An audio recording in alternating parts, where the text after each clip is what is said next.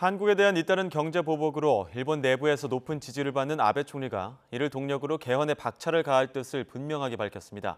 이른바 한국 때리기로 얻은 정치적 효과가 작지 않은 만큼 이런 분위기를 계속 이어갈 가능성이 커 보입니다. 도쿄에서 황보연 특파원이 보도합니다. 우리의 추석에 해당하는 오복 명절을 맞아 지역구인 야마구치를 방문한 아베 총리. 선친인 아베 신타로 전 외무상 묘 앞에 두 손을 모으고 앞으로의 각오를 다집니다. 이에 앞서 외할아버지인 기시 노부스케 전 총리 묘소도 들렀습니다. 기시 전 총리는 지금 아베 총리처럼 1950년대 말 전쟁 가능한 국가를 만들기 위한 개헌을 추진하다가 결국 실패한 인물입니다. 성묘를 마친 아베 총리는 앞으로 일본을 전쟁 가능한 국가로 만들기 위한 개헌 논의에 속도를 내겠다는 뜻을 분명히 했습니다.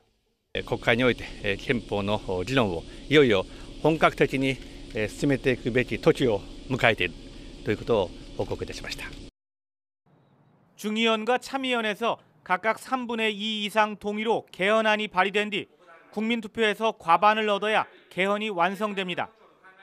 중의원은 개헌 지지 세력이 3분의 1을 넘지만 최근 선거가 끝난 참의원은 3분의 2에서 4석 정도 부족해 개헌안 발의조차 쉽지 않은 상황.